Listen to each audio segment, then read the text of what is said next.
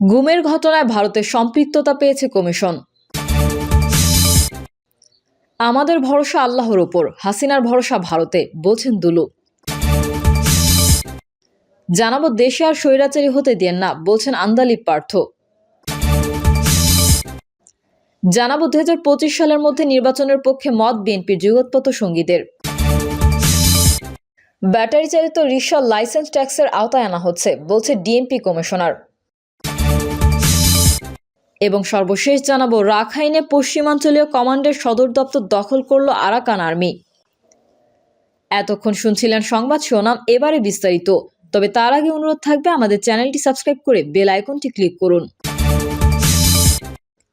গুমের ঘটনায় ভারতের সম্পৃক্ততা পেয়েছে কমিশন। বাংলাদেশে বিভিন্ন গুমের ঘটনায় ভারতের সম্পৃক্ততা খুঁজে পেয়েছে তদন্ত কমিশন।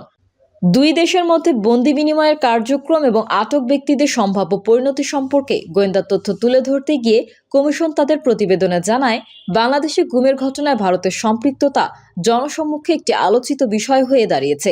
কমিশন জানিয়েছে, আইনশৃঙ্খলা রক্ষা বাহিনীর মধ্যে এই বিষয়ে একটি জোরালো ইঙ্গিত রয়েছে যে কিছু বন্দী এখনও ভারতের জেলে থাকতে পারে। কমিশন জানায়, আমরা পররাষ্ট্র ও স্বরাষ্ট্র মন্ত্রণালয়কে অনুরোধ করছি যেন তারা ভারতে এখনো বন্দী অবস্থায় থাকতে পারে এমন যে কোনো বাংলাদেশি নাগরিককে খুঁজে বের করতে সাধ্যমতো চেষ্টা করে। বাংলাদেশের সীমানার বাইরে এই বিষয়টি তদন্ত করা কমিশনের এখতিয়ার বহির্ভূত কাজ। কমিশন জানায়, বিএনপি নেতা সালাউদ্দিন আহমেদের ঘটনা বাংলাদেশ ভারত বন্দি বিনিময় ব্যবস্থার কিছু কার্যপ্রণালীকে উদাহরণ হিসেবে তুলে ধরে। 2015 সালে উত্তরায় লুকিয়ে থাকা অবস্থায় আটক হওয়ার পর তিনি জানান, তাকে একটি পরিত্যক্ত সেলে আটক রাখা হয়েছিল, যেখানে মেঝেতে একটি গর্ত ছিল যা টয়লেট হিসেবে ব্যবহৃত হতো। সালাউদ্দিন আহমেদকে দেওয়া কম্বলটিতে টিএফআই অক্ষরগুলো লেখা ছিল, যা টাস্ক ফোর্স ফর ইন্টারোগেশন এর ইঙ্গিত বহন করে।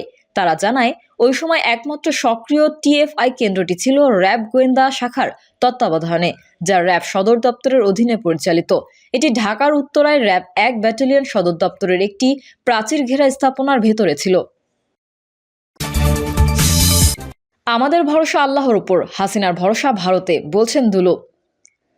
বিএনপির নির্বাহী কমিটির সদস্য অ্যাডভোকেট এম রুহুল কুদ্দুস তালুকদার দুলু বলেছেন, আমরা বিপদে পড়লে আল্লাহর ওপর ভরসা করি, আর আমাদের দেশের পতিত স্বৈরাচার শেখ হাসিনার ভরসা ভারতের ওপরে। শেখ হাসিনা বিপদে পড়লে তার একমাত্র জায়গা ভারত। হাসিনা কাফিরদের দোসর।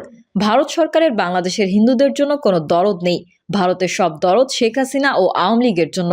কারণ শেখ হাসিনা বাংলাদেশের ক্ষমতায় থাকলে তারা আমাদের দেশকে ইচ্ছামতো লুটপাট করতে পারে। আমাদের দেশকে শোষণ করতে ও লুটপাট করতে তখন ভারতের সুবিধা হয়। এই জন্যই ভারতের শেখ হাসিনার জন্য এত মায়া কান্না। তিনি বলেন, শেখ হাসিনা ও আওয়ামী লীগকে বাঁচাতে তাই ভারতীয় মিডিয়া প্রতিদিন মিথ্যা প্রোপাগান্ডা ছড়াচ্ছে। হাসিনা ভারতে বসে বসে আমাদের দেশকে অশান্ত করতে একের পর এক ষড়যন্ত্র করছেন। আওয়ামী লীগের ফেসবুক পেজ থেকে এবং তাদের আত্মগোপনে থাকা নেতাদের ফেসবুক পেজ থেকে নিয়মিত মিথ্যা সংবাদ প্রচার করে দেশকে অশান্ত করার অপচেষ্টা চলছে। দেশের মানুষকে তাদের এসব ষড়যন্ত্র সম্পর্কে সজাগ থাকতে হবে। দুলু বলেন, যারা বাংলাদেশকে নিয়ে ষড়যন্ত্র করে একদিন তারাই পৃথিবীর মানচিত্র থেকে হারিয়ে যাবে। দেশে আর স্বৈরাচারী হতে দিয়েন না, বলেন আন্দালিব পার্থ। বাংলাদেশ জাতীয় পার্টির চেয়ারম্যান আন্দালিব রহমান পার্থ বলেছেন, এখন যেন আমাদের মনে না হয় যে আমাদের অপোজিশন নাই, যাই খুশি তাই করব। আপনারাও এই জিনিসটা দাঁড় করান, আমাদেরকে আর স্বৈরাচার হতে দিয়েন না। আন্দালিব রহমান পার্থ বলেন, এই জনগণ 50 বছরই তো রাজনীতিবিদদের দেখেছে। আজকে এখানে আমরা সব কথা বলা উচিত না, কিন্তু মনে হলো রক্ষী বাহিনীর কথা কেন এখন মনে পড়লো। এই রক্ষী বাহিনীর পরেও কি 2008 সালে আওয়ামী লীগ নির্বাচিত হয় নাই? আওয়ামী লীগ এমপি বানায় নাই? এই ইয়াবা বদি বিচ্ছু শামসুদের কি এসপিরা স্যালুট দেয় নাই? এগুলোই বাস্তব। পার্থ বলেন, আমরা পলিটিক্স করি, আমরা জানি যদি রাজনীতিবিদ ভালো না হয়, যতই সেমিনার করি কোনো লাভ হবে না। দেশে একজন ভালো মানুষ লাগবে, সব ঠিক হয়ে যাবে। আমি বলতে চাচ্ছি, আপনারা আজকে ভালো রাজনীতিবিদ আনার জন্য সেমিনার করেন। আপনাদেরকে শ্রদ্ধার সাথে বলছি, যদি শেখ হাসিনা টিকে যেত, এই সেমিনার কি হতো? আমরা যখন মার খেতাম, এই আন্দোলনের আগে আমাদেরকে যখন ধরে নিয়ে যেত, ছাত্রদল কিংবা জামায়াত করলেই যখন মৃত্যুটা খুব স্বাভাবিক ব্যাপার ছিল, তখন কিন্তু আমরা সেমিনার হতে দেখি নাই। এই রাজনীতিবিদ আরো বলেন, হেফাজতের বাচ্চা ছেলেদের যখন কান ধরে উঠাতো বসাতো, সেই সময় কিন্তু আমাদের গায়ে লাগে নাই। গায়ে লেগেছে যখন নর্থ সাউথ আর ব্র্যাক বিশ্ববিদ্যালয়ের গোলাগুলি হয়েছে। কেন? কারণ যেখানে আমার ভাই বোনেরা পড়ে, আপনার যখন নৈতিক অবক্ষয় হবে, সব দিক থেকেই হবে উল্লেখ করে তিনি বলেন, প্রত্যেকটি সেক্টর খারাপ। আপনি কোথায় পাবেন ভালো রাজনীতিবিদ? কে রাজনীতি করবে? গত 20 বছরে কারা রাজনীতি করেছে? মাথা যদি ঠিক না থাকে, কিছুই ঠিক থাকবে না। আপনারা তাই করুন যাতে আগামীতে ভালো মানুষরা রাজনীতিতে আসে। 2025 সালের মধ্যে নির্বাচনের পক্ষে মত বিএনপির যুগপৎ সঙ্গীদের। 2025 সালের মধ্যে নির্বাচন অনুষ্ঠানের পক্ষে মত দিয়েছেন বিএনপির যুগপৎ আন্দোলনের সঙ্গী 12 দলীয় জোটের নেতারা। তারা মনে করেন 2025 সালের মধ্যে নির্বাচন আদায় করতে না পারলে সেটা নানা কারণে আরো বিলম্বিত হতে পারে। তাই নির্বাচনের জন্য রাজনৈতিক চাপ তৈরি করতে হবে।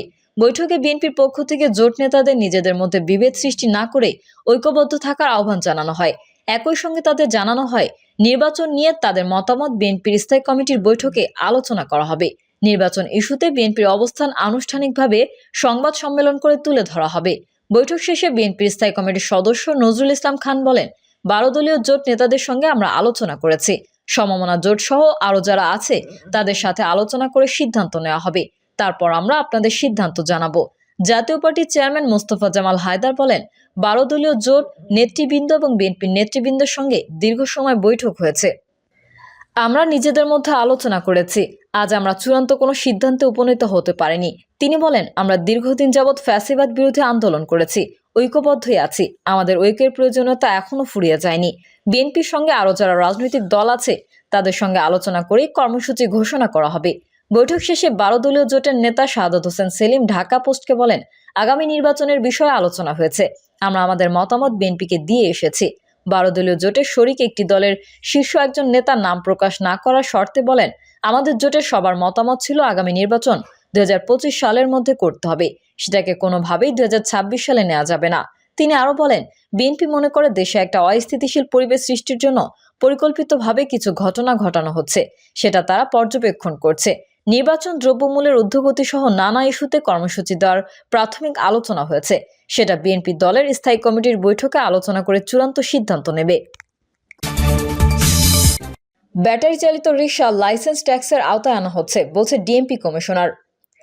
ঢাকা মহানগর পুলিশের কমিশনার শেখ মোহাম্মদ সাজ্জাদ আলী বলেছেন, রাজধানীর সড়কে শৃঙ্খলা আনতে ব্যাটারি চালিত রিকশা লাইসেন্স ও ট্যাক্সের আওতায় আনা হচ্ছে। ডিএমপি কমিশনার শেখ মোহাম্মদ সাজ্জাদ আলী বলেন, প্যাডেল চালিত রিকশার সাইজ ছোট কিন্তু অটোরিকশার সাইজ বড়।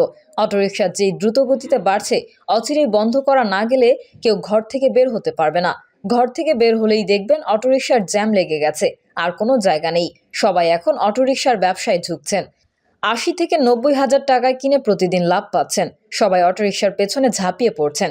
তিনি বলেন, সরকারকে বলেছি অটোরিকশা সীমিত করে আনতে, অর্থাৎ একটা শহরে কতটি অটোরিকশা চলবে সেই সিদ্ধান্ত নেওয়া। অটোরিকশাকে লাইসেন্স ও ট্যাক্সের আওতায় আনতে হবে। জনগণের টাকায় রাস্তা ব্যবহার করবে অথচ ট্যাক্স দেবে না, এটা বিশ্বের কোথাও নেই। অটোরিকশাগুলো বিদ্যুৎও ব্যবহার করছে। প্রিয় দর্শক, এই ছিল এখনকার সর্বশেষ সংবাদ। আপডেট ও সংবাদ পেতে চ্যানেলটি সাবস্ক্রাইব করে বেল আইকনটি ক্লিক করুন। কমেন্টে আপনার মতামত জানিয়ে আমাদের সাথেই থাকুন। ধন্যবাদ সবাইকে। আল্লাহ হাফেজ।